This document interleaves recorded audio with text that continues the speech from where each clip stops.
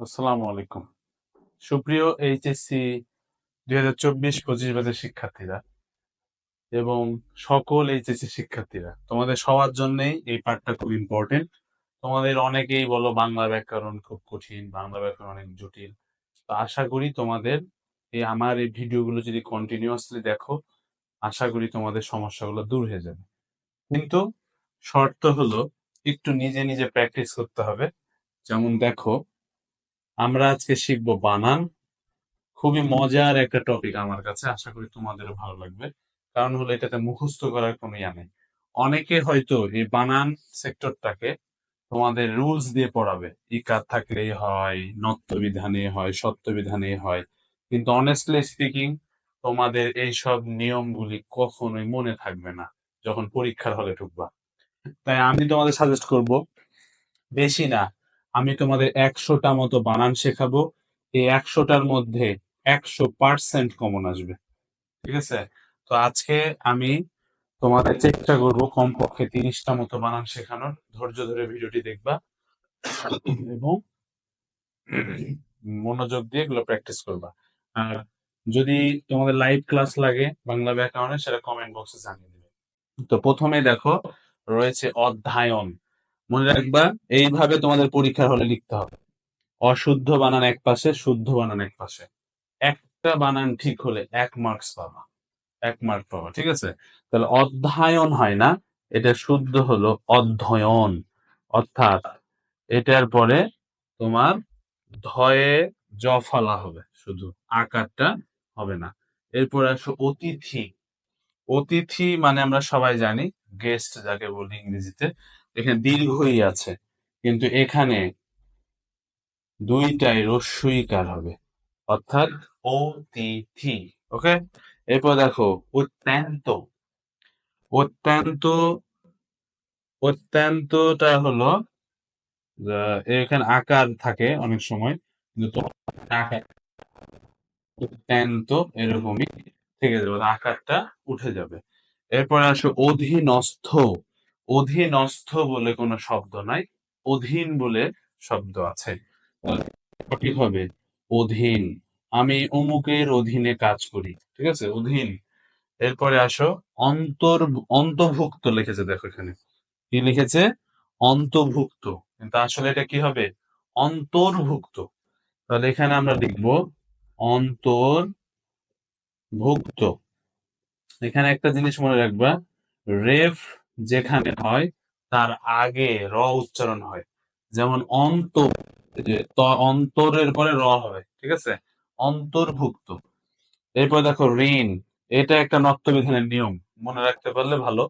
যে রি র, অর্থাৎ এই যে রি কার, হ্যাঁ, র, মূর্ধন্য স, এগুলোর পরে মূর্ধন্য হয় সবসময়। তাহলে এখানে যেহেতু ঋণে দন্তন্য আছে, তার মানে এটা ভুল আছে।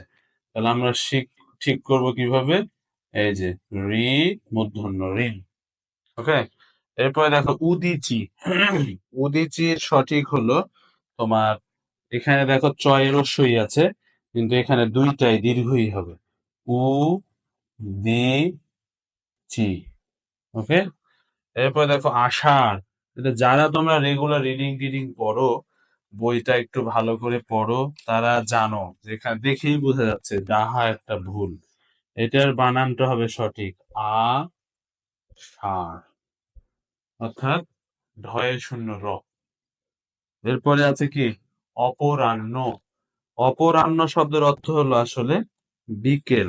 মনে রাখবে, দন্তন্য কানে ধরে, মূর্ধন্য পায়ে ধরে, মজা করে আমরা শিখাই। তো অপরাহ্নে হয় তোমার মূর্ধন্য, তাই এখানে হবে অপরাহ্ন। এখানে হবে নটা। ঠিক আছে? দন্তন্য হলে কানে ধরতো, এটা মূর্ধন্য, তাই পায়ে ধরেছে। তাহলে এই ছিল 9টা। এরপরে আমরা পরবর্তীতে যাব। আশা করি তোমরা বুঝতে পেরেছো। ভালো করে আরেকবার দেখাই দিচ্ছি। অধ্যায়ন, অধ্যয়ন। অতিথিতে দুইটাই রস্যই। তারপরে অত্যন্ততে আকার হবে না, অত্যন্ত। অধীনস্থ, এটা হবে অধীন। অন্তর্ভুক্ত না, অন্তর্ভুক্ত। তারপরে আছে ঋণ, এটাতে মূর্ধন্য হবে। উদিচিতে দুইটাই দীর্ঘই হবে। আষাঢ়ে মূর্ধন্য ষ হবে। অপরাহ্নতে নিচে ন হবে, অর্থাৎ মূর্ধন্য হবে। ওকে, আচ্ছা। এরপরে 9টা হয়ে গেল। 10 নম্বরে রয়েছে অহরাত্রি। অহ অহরাত্রি। অহরাত্রিতে এরকম বানান হয় না, এটা হবে অহরাত্র। অহরাত্র, অর্থাৎ এই যে দীর্ঘই দেখতেছো, এই দীর্ঘ, সরি, রস্যই দেখতেছো, এই রস্যইটা হবে না। এরপরে আসো হলো 11 নম্বর। 11 নম্বরে বলতেছে আগমনী। আগমনী বার্তা বলে না, তাহলে আগমনীতে রস্যই হবে না, এখানে হবে দীর্ঘই। তাহলে হবে আগমনী, দীর্ঘই। ঠিক আছে, এরপরে আসো 12 নম্বর। 12 নম্বরে আগমনীর পরে আকাঙ্ক্ষা, সরেয়া কয়াকার অনুস্বর ক্ষয়াকারে খা। এটা অনেক ইম্পর্টেন্ট, মনে রাখবা, এটা অনেক ইম্পর্টেন্ট একটা বানান, এটা প্রায় পরীক্ষায় তোমাদের দেয়। তাহলে এটার বানানটা হবে সরেয়া কয়াকার ও ক্ষিয় দিয়ে আকাঙ্ক্ষা। ঠিক আছে, এই বানানটা ভালোভাবে মনে রেখো। আকাঙ্ক্ষা মানে আসলে ইচ্ছা। এরপর আসো ইংরেজি। আগে ছোটতে তোমরা দেখতা, বাংলা একাডেমি গুলো চেঞ্জ করেছে, ইংরেজিতে দীর্ঘই হতো, কিন্তু এখন কিন্তু সঠিক বিদেশি, বিদেশি শব্দ। ইংরেজি একটা বিদেশি শব্দ, বিদেশি শব্দে সব সময় রস্যইকার হয়, মনে রাখতে হবে। এরপরে দেখো আছে 14 নম্বরে ইংরেজির পরে আমাদের কাছে রয়েছে আদ্যান্ত। আদ্যান্ত, আদ্যান্ত দিয়েছে এরা, যেটা ভুল। এটা হবে আদ্যন্ত, অর্থাৎ সরেয়া দয়জাফালা দন্ত নয়েত, আদ্যন্ত। ওকে, এরপরে দেখো 15 নম্বর। 15 নম্বর হচ্ছে কথোপকথন, যাকে আমরা ইংলিশে ডায়ালগ বলি। কথোপকথন, কথোপকথন। তাহলে এটার তোমার শুদ্ধ বানান হবে থ। ঠিক আছে, কথোপকথন। তাহলে এটাতে রস্য উকার আছে, কিন্তু এখানে রস্য উকার হবে না। ওকে, তাহলে এই 15টা, আরো কিছু শিখবো আমরা। দেখো, অহরাত্রি, অহরাত্র, আগমনীতে দীর্ঘই, আকাঙ্ক্ষাতে ক্ষীয় আকার, ইংরেজিতে রস্যই, আদ্যান্ততে আকার হবে না, আদ্যন্ত, কথোপকথন, কথোপকথন ওকার হবে না। ওকে, এরপরে 16 নম্বরে আইনজীবী। আইনজীবী, আইনজীবীতে মনে রাখবা, আইনজীবী, চাকরিজীবী, যত জীবী আছে সব পুরোটাই দীর্ঘই, এটাও দীর্ঘই, এটাও দীর্ঘই। তাহলে এখানে আইনজীবীতে হবে আইনজীবী, দীর্ঘই। শ্রমজীবী, কৃষিজীবী, যত জীবী আছে, জীবী দীর্ঘই। এরপরে 17, দেখো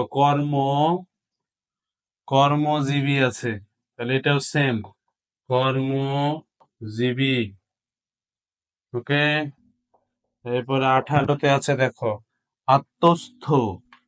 আ তো, ঠিক আছে, আত্মস্থ আছে এখানে, সরি।